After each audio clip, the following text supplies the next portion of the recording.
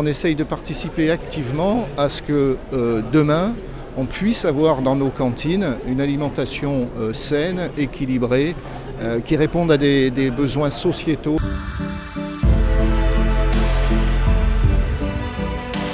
Fraîchement, président de Restau'co, une utilité, je crois qu'aujourd'hui, malgré ce que l'on peut penser, c'est un poids de 10% de la restauration. Restau'co, en quelques mots, pour mieux comprendre finalement les enjeux, les valeurs et l'essence au sein de Restau'co. Alors Restau'co, c'est la restauration collective autogérée, le réseau de la restauration collective autogérée qui regroupe 14 associations membres. Et globalement, la restauration collective, c'est presque 4 milliards de repas par an servis, se décompose de la façon suivante, 60% en restauration collective autogérée, donc le réseau Restau'co, et 40% de restauration collective concédée, donc les grosses sociétés de restauration que l'on connaît, Sodexo, Elior, etc. etc. Sur ces 4 milliards de repas, globalement, il y en a 50% qui sont produits en santé et médico-social, c'est-à-dire à l'hôpital, en EHPAD, et le reste est la restauration d'entreprise, l'armée et le scolaire, bien évidemment. Voilà. On le comprend, Christophe, le sourcing devient finalement cette matière première, non seulement de réflexion, mais de transformation. C'est important de pouvoir coaguler les idées avec toutes les filières, avec toutes les agricultures. On voit qu'on ne peut pas opposer les modèles, il faut les additionner, car elles doivent aussi rentrer dans un modèle économique, in fine. Alors, on a la restauration collective, on devrait parler des restaurations collectives, d'accord ? C'est malin. Ça, c'est important. On ne peut pas traiter la restauration hospitalière de la même façon que la restauration scolaire ou que la restauration d'entreprise. Donc déjà, il y a des particularités par secteur de restauration collective. Et effectivement, aujourd'hui, comme vous le disiez, en restauration hors foyer, la restauration collective ne représente en valeur que 10% des achats de la restauration hors foyer. D'accord. Beaucoup d'a priori autour de ça, on aurait imaginé beaucoup voilà, plus. il y a beaucoup de fausses idées, ouais, d'accord, qui datent d'une vingtaine d'années, d'accord, mais la restauration collective aujourd'hui, en 2026, c'est 10% des achats de la restauration hors foyer. Donc c'est pas énorme. Donc effectivement, Restau'co, la restauration collective se positionne en soutien de l'ensemble des filières, qu'elles soient bovines, fruitières, céréalières, etc.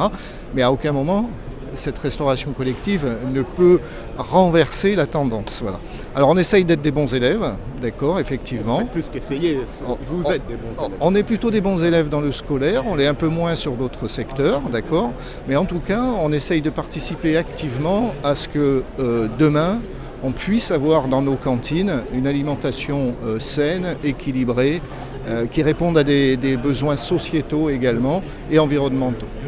Ce qui nourrit aussi Restau'co, c'est ce collectif. On voit bien que, pour en citer que certains, interpellent ou intermèvent des filières organisées, oui, structurées, qui depuis de longues années, en tout cas, ont phosphoré et amené là aussi une intelligence. Ça crée là aussi, je dirais, une belle émulation pour nourrir cette population, parce qu'il y a une exigence aujourd'hui, non seulement de la qualité nutritionnelle, du goût qu'il ne faut pas oublier, et puis la valeur du bol alimentaire. C'est quand même des combinaisons qui sont pas si simples que ça. C'est ça, aujourd'hui, de toute façon, on ne peut pas vivre l'un sans l'autre, même si on ne représente que 10% de cette restauration hors domicile. Les filières ont besoin de nous, parce que nous, le point commun, c'est le consommateur. On a des consommateurs qui sont qui vont de la petite enfance jusqu'à l'EHPAD, d'accord ? Donc on a un point commun, c'est le consommateur. Et la filière ne se développe aussi que parce que nous avons des attentes et des demandes des consommateurs. On travaille obligatoirement en collaboration et effectivement, nous, la restauration collective, on se veut être un soutien de ces filières végétales comme animales. Exactement.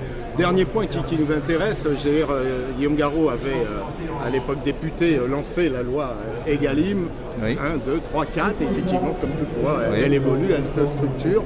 ces circuits courts, pas toujours faciles aussi à intégrer. Pour autant, ça a été fait. Un grand bravo là aussi à l'ensemble des gestionnaires et des chefs conçus avec inventivité. Parce qu'il ne faut pas oublier, on ne cuisine pas quand on a des cantines de 1000 personnes ou 5000 personnes avec une poêle et une casserole. Il y a des instruments bien différents. Là aussi, il faut savoir tordre le cou des fois à la bien-pensance pour s'adapter et aménager cette production.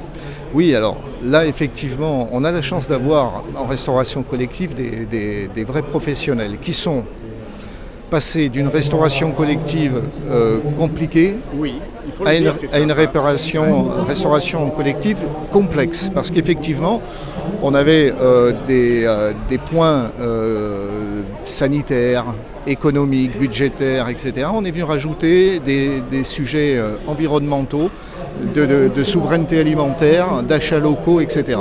Et aujourd'hui, on a des professionnels, que ce soit les cuisiniers, les chefs de cuisine, les diététiciennes, jusqu'au plongeur, qui est passé de je nettoie pas grand-chose à je nettoie des bacs gastro, puisqu'il y a aussi dans les histoires, dans les lois Egalim, il y a aussi l'histoire de la suppression du plastique, d'accord ? Donc tous les acteurs de la restauration collective se sont adaptés, se sont remis en cause. C'est pas toujours évident selon les secteurs, c'est pas toujours évident selon les territoires, pas toujours évident selon les filières non plus, parce qu'on ne trouve pas toujours de quoi répondre aux exigences d'Egalim, mais la restauration collective essaye quand même d'être le bon élève, notamment la restauration collective d'État, essaye d'être au plus proche du cadre de la loi Egalim. Voilà. Un mot important pour terminer, Christophe, parce qu'ici au Salon international de l'agriculture, on est sur un show chef, le Gargantua. Les enfants, forcément, ils sont largement conviés. On voit bien que finalement, cette nourriture, c'est une encyclopédie de l'esprit. Gargantua, en tout cas, on va célébrer Rabelais à plus d'un titre. Mais en tout cas, ça nous enchante parce que dès que l'assiette, en tout cas, est une leçon, on y apprend des mathématiques, on y apprend de la géographie, on y apprend forcément le français, de la science et vie, la science naturelle, c'est formidable.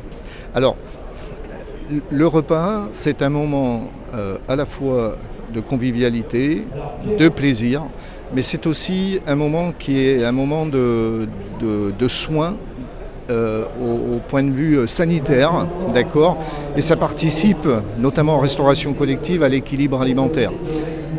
Il y a une loi qui est sortie, qui est la loi Grégoire, d'accord ? Et cette loi Grégoire, aujourd'hui, va nous permettre de travailler sur de l'éducation alimentaire. On s'aperçoit que nos consommateurs, notamment les jeunes consommateurs, doivent réapprendre à manger du bon, à manger du sain, à connaître ce que sont les aliments. Ils ont plutôt perdu ces notions-là. Donc c'est aussi à nous, et pas qu'à nous, également aux parents, qui sont des anciens scolaires, d'accord, et des futurs pensionnés d'EHPAD. C'est aussi à toute cette chaîne de consommateurs de s'adapter et de se remettre en cause, effectivement. Mais le repas est le moment de vie de la journée, notamment quand vous êtes à l'hôpital ou vous êtes en EHPAD, c'est le moment important et structurant de votre journée. Christophe, je n'aurais qu'un mot, en tout cas un proverbe, en tout cas à défaut, c'est bon appétit, bien évidemment, un langage bien français, en tout cas qui vous caractérise. Je parle des équipes de Restau'co. À bientôt. Merci beaucoup.